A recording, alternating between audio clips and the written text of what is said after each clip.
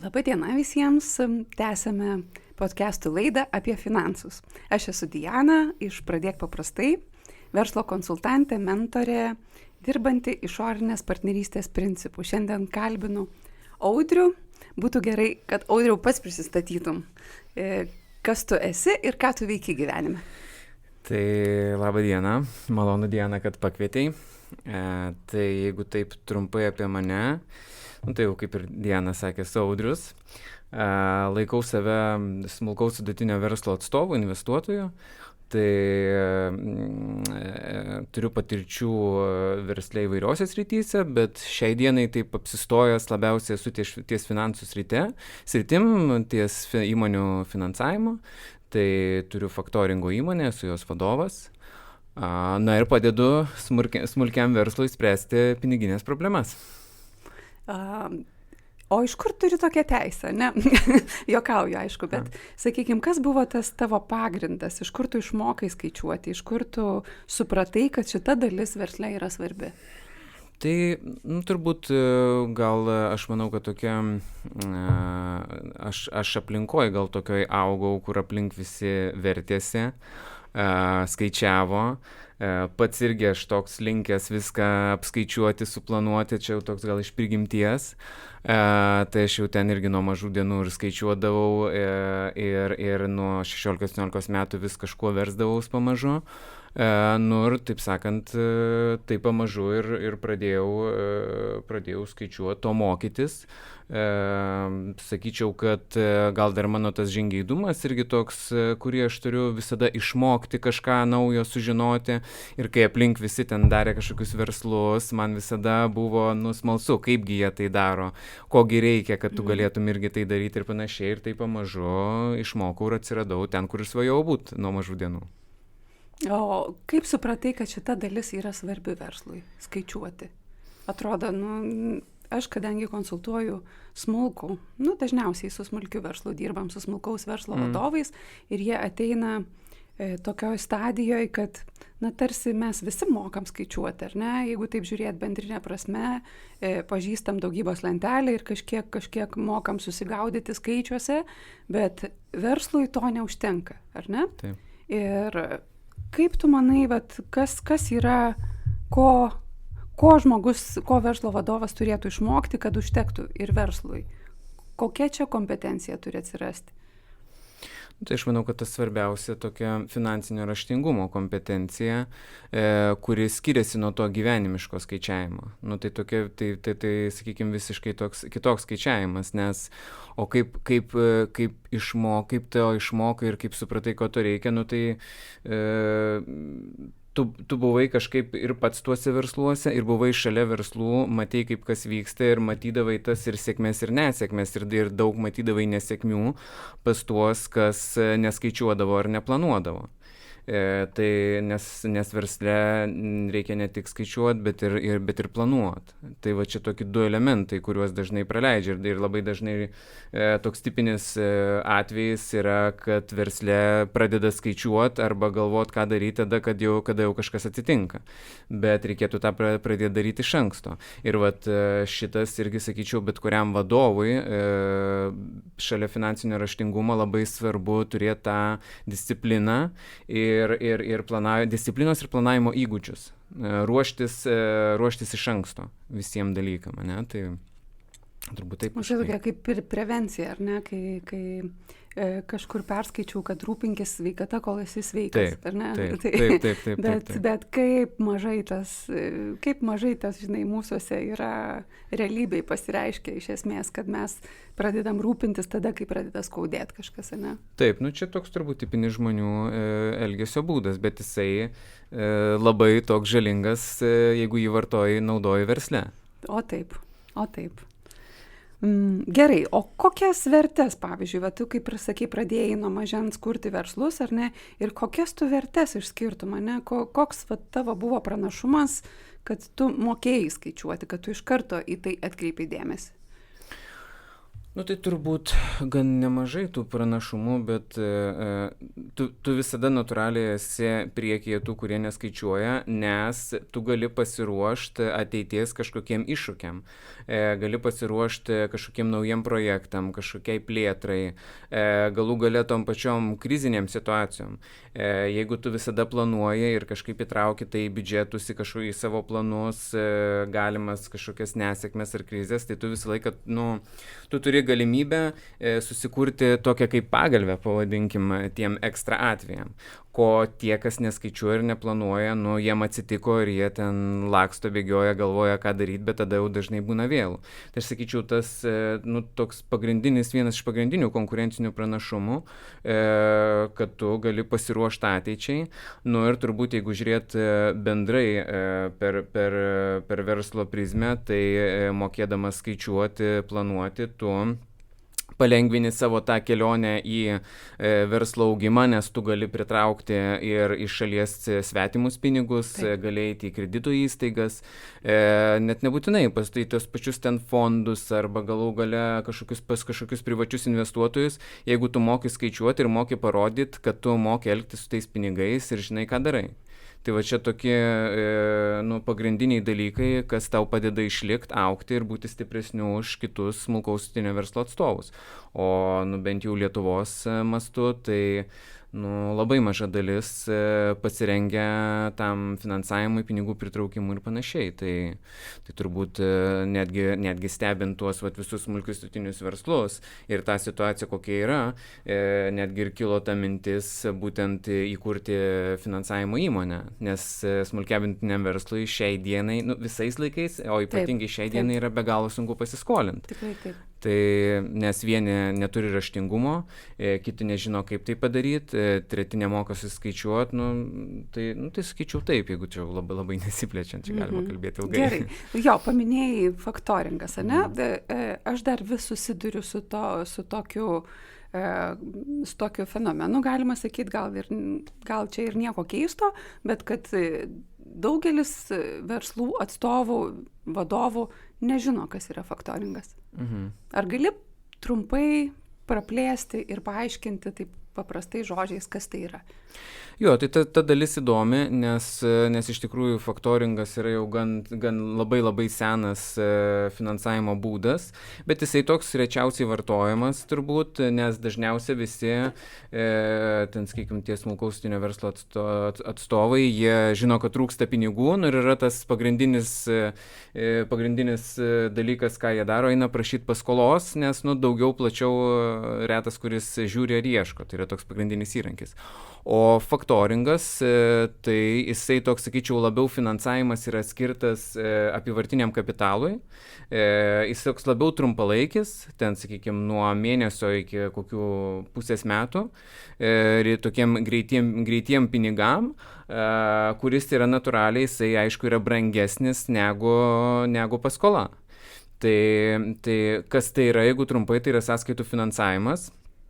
Tai sakykime, ten yra tokios dvi pagrindinės rūšys, yra tiesioginis ir atvirkštinis faktoringas. Tai tiesioginis, kuomet, sakykime, kažkoks baldų gamintojas turi klientą, kuris iš jo ten perka baldus ir jis tam klientui suteikia atidėjimą, sakykime, ten 2 mėnesius.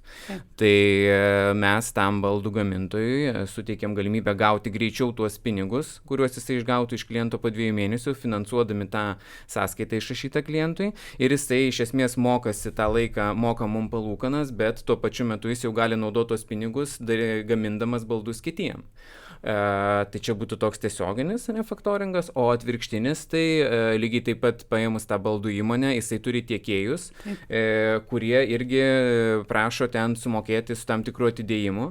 Tai jisai gali greičiau gauti medžiagas, mes finansuojam tą jam išrašytą tiekėjo sąskaitą. Tai va tokios dvi pagrindinės rūšis ir nors tai ir kainuoja brangiau, bet iš principo tu laimi laiko ir tu gauni iškart pinigus, kuriuos tu gali naudoti tolimesniai gamybai. Ir didina efektyvumą tokiu būdu. Taip. Tai dar susiduriu su tokiais stereotipais, kad verslo vadovai bijo skolintis. Yra, bet nežinau, iš tikrųjų, kaip tu manai, iš kur tos baimės ateina, kur yra priežastis tų baimių? Jo, čia yra tokia didelė baimė ir iš tikrųjų ten būna net ir į kažkokius klubus nueini vadovų ir dar kažkur ir visų pirma mintis, kad aš bandysiu iš savų, Taip. o jeigu nesigaus, tada ateisiu.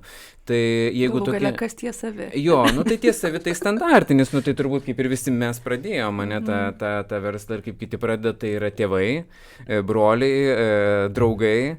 Tai va tie savi, ir savo santaupos kažkokios, taip. Jo, arba iš esmės kažkokiu ten tiekėjai ir klientai, kurie duoda atidėjimus, kuriem tu nemoki ir taip savo viduje kabutėse susifinansuoji, kas yra nelabai gražu, bet taip vyksta ir tai natūralus toks lygiai. Jo, kartais aš kaip pamenu, sakau, tai jūs skolinatės iš savo klientų, kai tu pradedi analizuoti ir jie taip nustemba, žinai, kad čia atrodo, kad čia toks natūralus žaidimas ir natūrali praktika, nors, kaip sakai, tai yra pakankamai ydingas toks. Jo, tai vieni to net nesuvokia ir daro tai, sakykime, net netyčia, kiti tai suvokia ir daro tai sąmoningai. Tai yra tokios dvi rūšys, bet taip, tai vyksta ir toks, sakykime, vidinis susifinansavimas iš savų jisai vyksta. Tai čia va tokia viena ta dalis, antra dalis, tai aš skaičiau, iš kur tai atėjo, tai aš manau, kad čia dar tas toks iš mūsų senos kartos, iš mūsų tėvų galų gale atėjęs tas, kad bandyk viską pats. Skola yra blogis. Jo, skola yra blogis, yra geriau iš savų pinigų, nes tada tu niekam nieko neskolingas ir tu ramus gali gyventi ir panašiai. Tai jeigu ten gyvenimiškų požiūrių tai kažkur ir tinka, tai versle tai visiškai netinka, nes verslas, jeigu žiūrėti teisingą verslą, tai yra tavo rizikos svetimais pinigais. Tai vat mano nuomonė iš ten atėjo šitas dalykas ir jisai tikrai, jisai ydingas, jisai trukdantis verslui augti, didėti bet jisai labai aktualus ir Lietuvoje tikrai labai aktualus, labai aktuali problema. Jo. Ir mano galva sprendimas galėtų būti, kai aiškus atskirimas įvyktų, kur yra asmeniniai finansai, kur yra verslo finansai ir jų valdymo skirtumai. Bet kol šito neįvyksta galvoje pas vadovą, tol ir visos tos problemos velkasi. Jo, čia labai geras pastebėjimas, nes didžioji dalis smulkaus vidutinio verslo atstovų, jie susilieja su verslu. Jiem verslas tampa vieniu, tai yra mano verslas esu aš. Ir tada tie finansai viską susipina. Nors iš tikrųjų teisinga būtų atskirti. Yra mano gyvenimas esu aš ir yra verslas. Čia atskiras organizmas. Jo, čia yra visiškai atskiras organizmas nuo manęs nepriklausantis. Tai jo, čia labai toks geras pastebėjimas. Gerai, ir mes su tavim diskutavom čia prieš keletą, nežinau, jau gal savaičių, ar ne? Ir dėl ko aš užsinorėjau tave net pakviesti čia. Ir toks nuskambėjo toks labai labai geras sakinys, geros ir blogos skolos. Gali praplėsti, ar ne? Kas tai yra? Kaip tu atskirtum, kas yra versle geros, kas yra blogos skolos? Ir čia truputėlį plačiau, jeigu galima, nes čia yra labai aktuali tema. Jo, tai aš tą turiu pavadinimą gera bloga skola. Ir aš manau, kad tai yra vienas pamatinių dalykų keliančią tą bijojimo skolintis problemą, nes žmonės tuos dalykus maišo, jie jų neatskiria ir nesuvokia.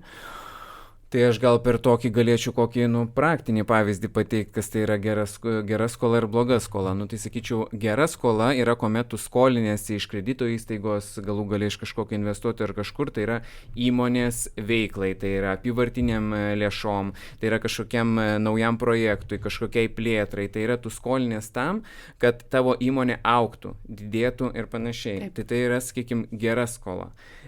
Dabar bloga skola yra, kada tu, nežinau, paimkim ten pasiskolinį 100 000, paimi ten, nežinau, leasingą automobiliui, kuris tau nereikalingas iš tikrųjų ten toks, nereikalingas reprezentacijai, tu tiesiog tai paimi pasipuikuot, nors tu net negali sau leisti to automobilio, ne, bet tu gali lyg ir pasiskolinti. Tai vat čia toks būtų blogos skolos pavyzdys, kurio reikėtų vengti. Tai jeigu mes išmoktume vengti blogų skolų ir skolintume, mes siektume tų gerų skolų, aš manau ir tas požiūris pasikeistų, ir situacija pasikeistų, ir įmonės tikrai turėtų kitokius augimo plėtros tempus.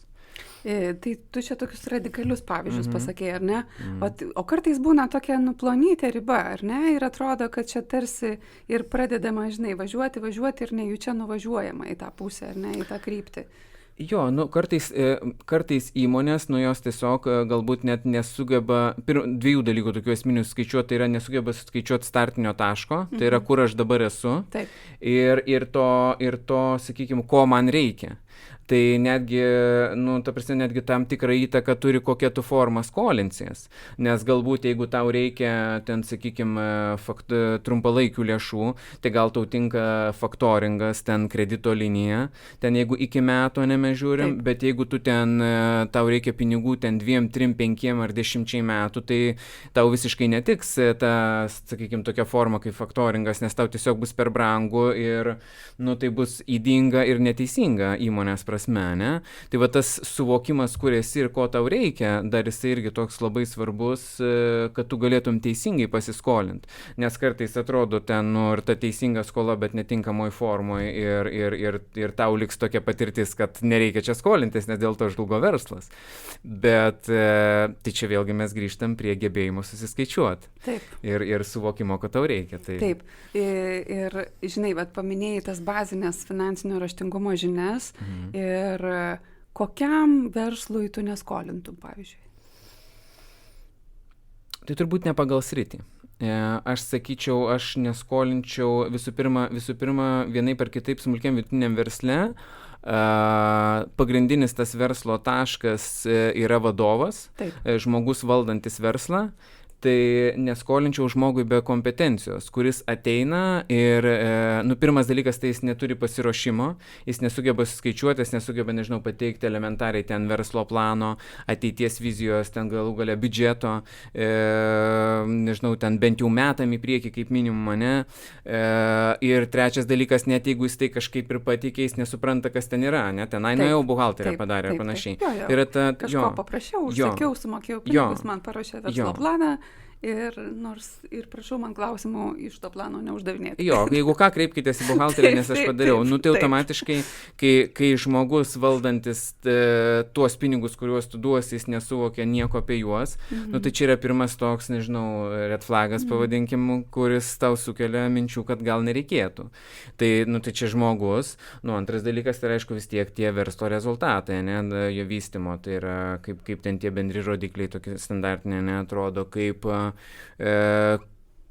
tas verslas atrodo, galų galia ta apyvarta, ar jinai didėja, ar jinai banguoja, ta prasme, pelningumas ir panašiai. Nu, tai jau čia toliau eina toks gilinimasis, bet pirmas taškas vis tik skolinant smulkiam vidutiniam verslui yra toks labai nemažas toks vadinamas angliškai toks gut feeling, tai yra tavo pojūtis, ar apskritai žino, ką daro. Taip. Ar turi kompetencijų vadovas, arba, nu, sakykime, bent jau turi ten dešinėje ranką kažkokią finansininką, kuris gali ten paaiškinti, ne, ir kurio jis klausosi. Tai jau galima padaryti tokią nuolaidą, sakykime.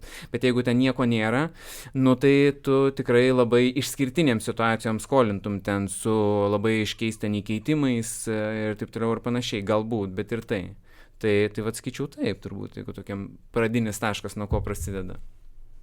O kada verslui reikia skolintis? Kada tu sakytum, kad verslas yra tiksliau vadovas, ne? Nes vadovas prisiima visą atsakomybę. Kada vadovas yra pasiruošęs skolintis iš išorės? Tai žinot, čia toks niekada nebus tinkamo laiko, yra toks auksinis pasakymas, ane? Tai jeigu man reikėtų dabar pasakyti su visom savo patirtim ir su visu to, ką aš matau aplink, tai bet kuris žmogus, vadovas pradėjęs verstis, jis turėtų turėti siekiamybę to siekti nuo pat pradžių. Ten logiška, kad ten pirmus pusę metų, pirmus metus ten jam reikės turbūt tikėtina pradėti ten standartiškai. Iš savų, iš draugų, iš ten kažkokių giminaičių, gal dar kažko, bet jis turi nuo pat pradžių turėti tokią viziją, tikslą, tai yra išmokti, suvokti, kaip tą daryti, semtis žinių, auginti finansinio raštingumo lygį, kad jis būtų pasiruošęs tam skolinimuisi ir bandyti tai kuo anksčiau.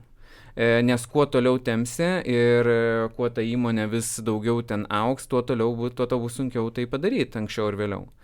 Tai nu, tai turbūt taip, ruoštis nuo pirmų dienų reikia, o kada pasiruošęs, nu tada, kada turi tuos bazinius kompetencijų, nu, bazinės kompetencinės žinias, kurių reikia, kad, nu, bent jau kažkas tau paskolintų. Skaičiau taip. O tarkim, Jeigu atėjo vadovas, kuris nu, vat, realiai tu supranti, kad jam labai reikia, bet jis neturi tinkamo pasiruošimo. Nu, ką tu tokiu atveju jam patartum? Tai vienareikšmiškai turbūt aš matęs visokių tų variantų. Tai toks dažniausiai žmonėm atrodo paprasčiausias, tai yra pačiam bandyti kažkaip ten, bet tai užtruks daug laiko, tu padarysi daug klaidų ir neaišku, ar tu išgyvensi su tuo verslu iki tol, kol tau ateis laikas to pasiruošimo.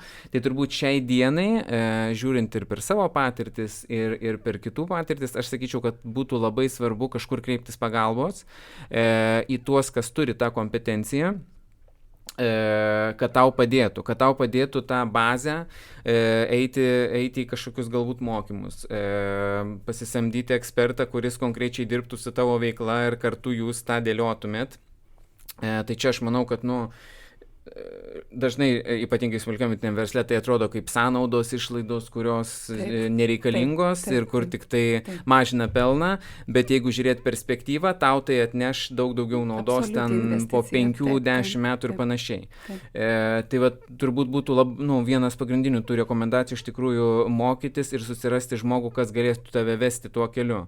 Ir aš galėčiau garantuoti, kad tai atsipirks. Žinoma, jeigu tu surasi tą teisingą vėlgi, ar įmonę, ar žmogų, dėl to, kad šiai dienai, jeigu tai pastebėti Nerstos tinklus ir panašiai, tai yra pilna atsiradę visokiausių mokytojų, mentorių, kur dalis sako, tikrai gali pritart, ką sako, o dalis, tikrai kaip paklausai, tai pasidaro gėda už jį ir pasidaro gaila tų, kas kreipiasi.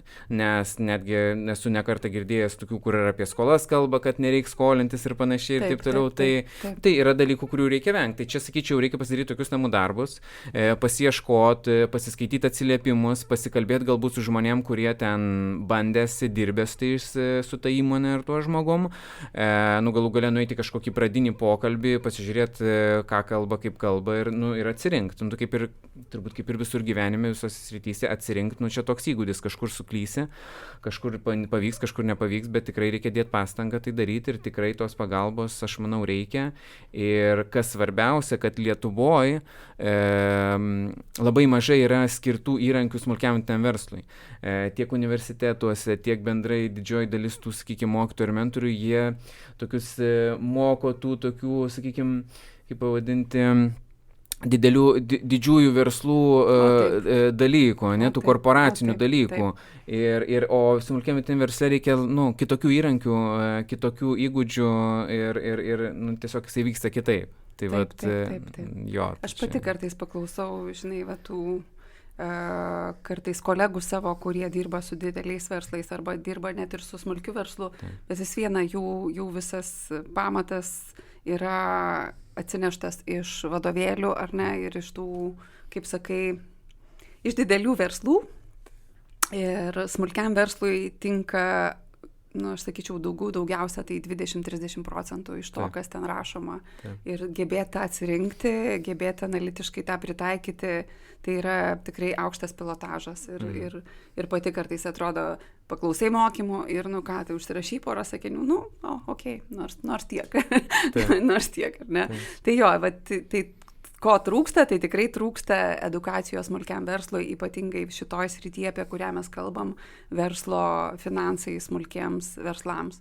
Taip. Tai yra, iš kur jiem mokytis, iš kur jiem gauti įrankių tinkamų, iš kur jiem gauti žmonių turinčių tinkamas kompetencijas. Tai gerai, baigiant apie skolas, vis tik tai pasakyk, pabaikim taip gražiai apibendrindami, tai ar verslui gerai skolintis, ar blogai? Vienareikšmiškai gerai. Jeigu tu naudoji teisingus įrankius, jeigu tu gebi susiskaičiuoti, susiplanuoti ir žinai, ko tau reikia, žinai, kur esi ir ko tau reikia, tai aš manau, kad tai yra bet kurio verslo su perspektyva ir susiekimu augti ir būti konkurencingu, tai yra neišvengiamas dalykas ir privalomas dalykas. Tai aš manau, kad vienareikšmiškai tą reikia daryti ir tai nepriklausomai nuo to, kad mano tokia veikla ir aš niekaip nebandau to dėl to reklamuoti ar siūlyti, bet vienareikšmiškai taip.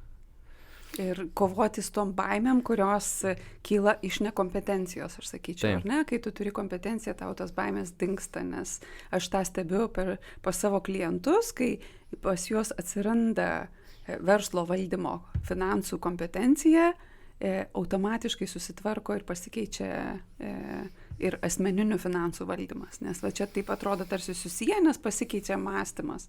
Ir dar paskutiniu metu girdėjau tokią auksinę frazę, kad verslas yra pajėgus augti tiek, kiek yra pajėgus keistis verslo vadovas ir kiek pajėgus, kokiu greičiu geba keistis jo mąstymas. Taip, ir gal papildysiu, kokiu greičiu geba prisitaikyti prie pokyčių. Taip. Tai jo, tai labai tau pritariu, ką sakai. Ir kas liečia tas baimės, ne, tai gal irgi dar dvi baimių rūšis, sakyčiau, dar dėl skolinimos yra. Tai viena, tai yra mes, iš žmogiškąja prasme mes bijom to, ko nežinom. Taip. Bijom nepatirtų dalykų. Ir antras dalykas, mes bijom nudegimų. Ne, kažkokiu, dažnai žmonės, dažnai žmonės bijo nesėkmių ir, pavyzdžiui, jeigu ten kažkada kažkur pasiskolino, galbūt netinkamai, nesuprasdamas, ką daro ar panašiai, ir ten dėl tos skolos ten turėjo pasiekmių, jam žmogui jau natūraliai įsirašo ta baimė. Taip. Ir kiekvieną kartą, nors jau jis ir supranta, ir žino, ir viskas ten gerai, vis tiek ta baimė jį pristabdo. Tai tikrai turėjęs tokių, netgi iš savo klientų patirčių, kur ten viskas sudėlioja ir viskas gerai, bet jisai dvejoja ten 2 savaitės, mėnesį, nežino ar ten nori ar nenori, ir kai išsikalbė, jis tau pasako, kad, žinai, va aš čia turėjau tokį įvykį ir va čia tai buvo. Tai, šitie 2 dalykai, jie tokie irgi gyvenimiški, bet versle jų reikia išmokti atsakyti. Tai yra pamiršti tą, iš praeities pasimokyti, bet dėl tos pamokos nesugriauti ateities. Tai va taip, jo. Aš iš savo kelių mentorių esu girdėjus tokias frazes apie prarastus pinigus, kad tai yra pamoka, už kurią brangiai sumokėjau. Taip. Ir reiškia, jeigu tu priemi kaip pamoką, tu gali toliau nesustoti ties ta vieta, nesitraukti, jokių būdų neiti atgal, bet eiti į priekį, priemęs pamoką, išmokęs tą pamoką, supratęs visas pasekmes ir priežastis ir toliau judėti visai kitų tempų ir kitų greičių. Ir Taip, vienareikšmiškai. Ir mes augam su skaudžiom pamokom. Taip. Retas žmogus auga, kada jam sekasi. Kada mūsų kelyje vien tik sėkmės, mes dažniausiai neaugam. Sėkmė jau tik pasiekmė. Jo. Tai mes žmogiškai linkę augti, ir iš tikrųjų taip yra, tada, kada mums nepasiseka, kada mes išmokstam pamokas. Tai nereikėtų dėl tų nesėkmių liūdėti, reikėtų, kaip sakot, priimti kaip pamoką, iš jos pasimokyti, išanalizuoti ir judėti prieki. Tai linkim savo klausytojams atkreipti dėmesį į tai, apie ką mes kalbam, į finansinio verslo raštingumo kompetencijų ugdymą. Tikrai galima ir šiai dienai atrasti ir įrankių, ir tinkamų žmonių, tik reikia gebėti atsirinkti. Tai ačiū, Audriau, už pokalbį ir iki kitų susitikimų. Ačiū Jums, iki.